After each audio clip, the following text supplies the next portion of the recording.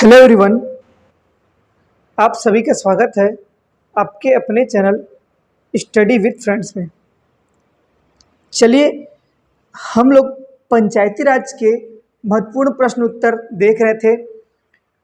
इस कड़ी में 5 वीडियो पहले से अपलोड किए जा चुके हैं, ये 6वां वीडियो है। चलिए देखते हैं क्वेश्चन इसमें क्या है। पहला क्वेश्चन है, अनुसूचित क्षेत्र में ग्राम सभा की बैठक की अध्यक्षता अनुसूचित क्षेत्र में ग्राम सभा की बैठक की अध्यक्षता कौन कर सकता है? पहला, ग्राम पंचायत के सरपंच। दूसरा, ग्राम पंचायत के उपसरपंच। तीसरा, ग्राम सभा द्वारा उसी समय निर्वाचित अनुसूचित जाति के व्यक्ति। डी, ग्राम सभा का एक सदस्य जो उस समय उपस्थित हो। ई, एक सदस्य जो ग्राम पंचायत का सदस्य नहीं है। एफ, सक्षम अधिकारी द्वारा नियुक्त अनुसूचित जाति का व्यक्ति। देखिए, कभी भी अनुसूचित क्षेत्र में सरपंच और उपसरपंच नहीं होंगे। साथ ही सक्षम अधिकारी कभी भी किसी व्यक्ति को नियुक्त नहीं करता या नामित नहीं करता कि आप जाइए उस ग्राम सभा का सदस्यता अध्यक्षता कीजिए। ठीक है, तो इसका आंसर क्या हो जाएगा? ग्राम सभा द्वारा उसी समय निर्वाचित अनुसूचित जाति का व्यक्ति, ग्राम सभा का एक सदस्य जो उस समय उपस्थित हो। एक ऐसा है, एक सदस्य जो ग्राम पंचायत का सदस्य नहीं है। आप लोग वीडियो में देखेंगे ग्राम पंचायत और ग्राम सभा दोनों अलग बॉडी होती है। मैंने बताया कि अगर ग्राम पंचायत हमारा मंत्रिमंडल है तो ग्राम सभा क्या होगा? विधानसभा होगा। तो इसका आंसर क्या आएगा? C D E, option number D, C D और ई। चलिए आगे देखते हैं। ग्राम सभा के सदस्य के रूप में कौन पंजीकृत हो सकता है?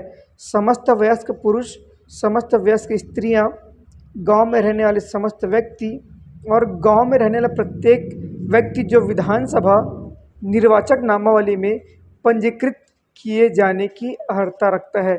इसका आंसर आएगा डी, ग्राम सभा में रहने वाले प्रत्येक व्यक्ति जो विधानसभा निर्वाचक नामावली में नामांकित किए जाने या पंजीकृत किए जाने की अर्हता रखता है।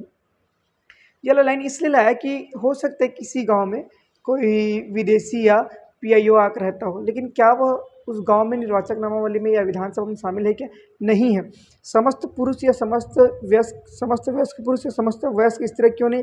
क्योंकि हो सकता है पड़ोसी गांव के कुछ व्यक्ति प्रवासन के दौरान कुछ समय के लिए आए हो या रहे हो 2 साल 3 साल, लेकिन उसका नाम किस में ऐड ना हो?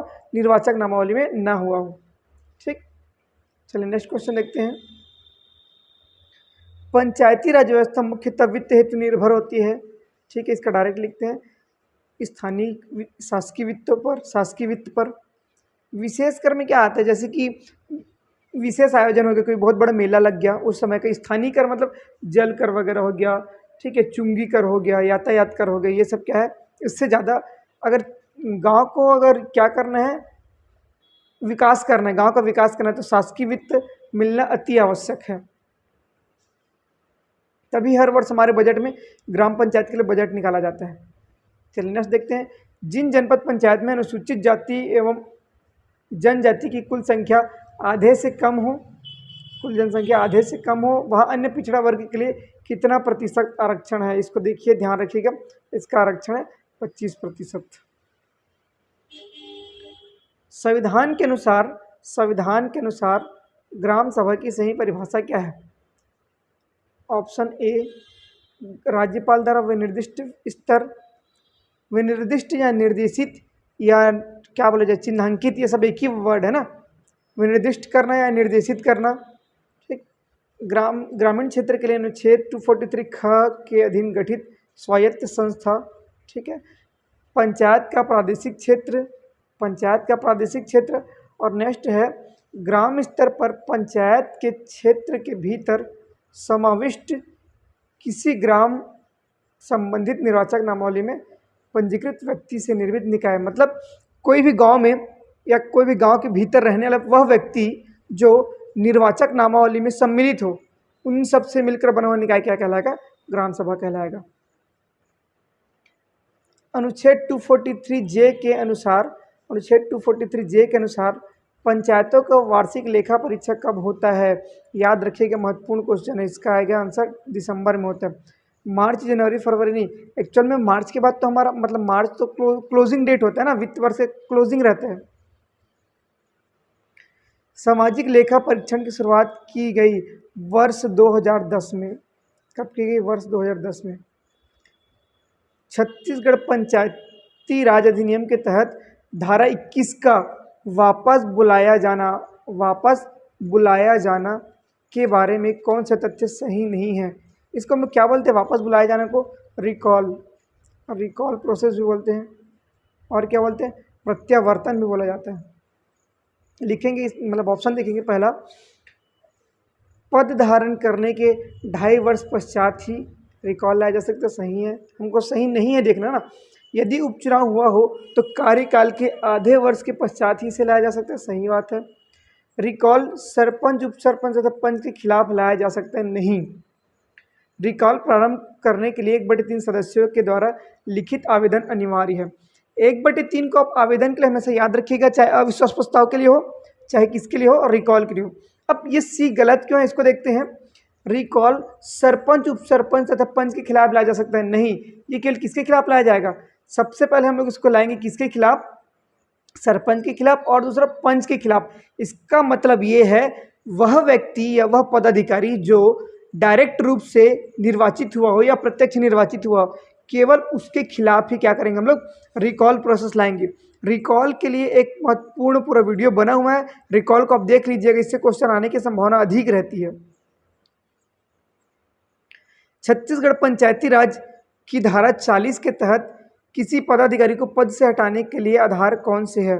पहला, पंचायत के विरुद्ध विधि व्यावसायिक रूप में नियोजन स्वीकार कर लिया हो।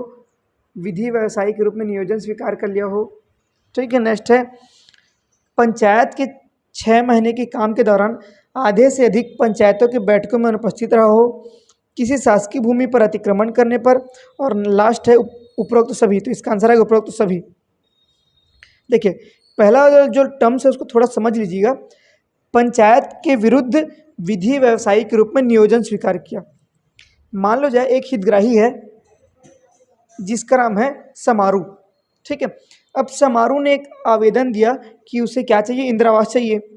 ग्राम पंचायत ने उसका अवलोकन किया, लेकिन वो उसके लायक नहीं है, उससे ज़्यादा समृद्ध है, तो उसने क्या कर दिया? हटा दिया। ये बात या किसी अन्य ये बात क्या हो गया?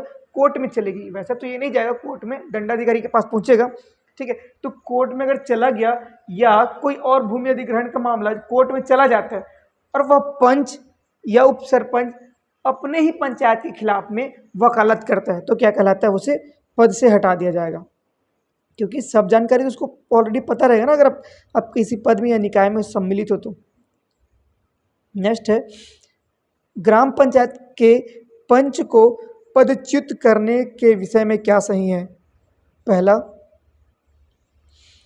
पद से अविश्वास प्रस्ताव द्वारा हटाया जा सकता है, ग्राम सभा के बहुमत से हटाया जा सकता है, पंच को अपने पद से ग्राम सभा की बैठक में संबंधित वार्ड के मतदाताओं के बहुमत द्वारा हटाया जा सकता है, और क्या है? गुप्त मतदान की रीति से संबंधित वार्ड के मतदाताओं को के द्वारा बहुमत से हटाया जा सकता है। इसमें एक चीज़ नहीं आएगा, आप लोग याद रखिएगा। पंच है ना, यहाँ पे क्या लिखा है? क्वेश्चन में पंच लिखा है, तो पंच के खिलाफ अविश्वास प्रस्ताव नहीं आता। अविश्वास प्रस्ताव नहीं आता मतलब ऐसा बोला जा सकता है कि पंच के खिलाफ केवल हम लोग क्या कर सकते हैं? रिकॉल ला सकते हैं, ठीक है। त्यागपत्र तो अपने इच्छा से देगा, तो हमको यहाँ सही क्या है इसको देखना है। तो पद से अविश्वास प्रस्ताव दर किसको हटाएंगे हम लोग? प्रमुख और उप प्रमुख। प्रमुख उप प्रमुख में क्या आएगा? पहले सरपंच आएगा और क्या आएगा? उप सरपंच आएगा। ग्राम सभा के बहुमत से नहीं, ग्राम सभा का बहुमत तो ओपन रहता है ना भाई, अगर आप एक मंच में बैठे हो तो जितने व्यक्ति हाँ बोलेंगे वो बहुमत हो गया, ठीक है। पंच को अपने पद से ग्राम सभा की बैठक में संबंधित मतदाताओं के बहुमत से नहीं, ये भी नहीं। लास्ट क्या दिया? गुप्त मतदान की रीति से संबंधित वार्ड के मतदाताओं से बहुमत द्वारा हटाया जा सकता है। मतलब पंच को जब आप चयन किए हो तो किससे किए हो? गुप्त मतदान रीति से किए हो। जब गुप्त मतदान रीति से उसका चयन किया हो तो उसको हटाने के लिए भी क्या करेंगे? गुप्त मतदान ही किया जाएगा। ऐसा ओपन में उनको वो नहीं किया जाएगा। नहीं तो हो सकता है अगर वो पद से नहीं हटा या बहुमत प्राप्त नहीं हुआ, उसके पश्चात जो व्यक्ति उसके खिलाफ में वोट दिया है उससे कोई काम होगा क्या? नहीं होगा। इसलिए क्या करते हैं? गुप्त मतदान की रीति अपनाई जाती है। चलिए यहाँ तक ये पंचायती राज के 10 क्वेश्चन हो गए। अगले वीडियो में या अगले में आपको आजीविका के जो 2017 में है ना, आजीविका 2017 की जो पेपर हुई थी एडीओ की, उसका एमसीक्यू आपको मिलेगा। ठीक है, तो हमारे चैनल के साथ बने रहिएगा। पसंद आए तो लाइक कीजिएगा, सब्सक्राइब कीजिएगा और अपने दोस्तों से शेयर कीजिएगा। धन्यवाद।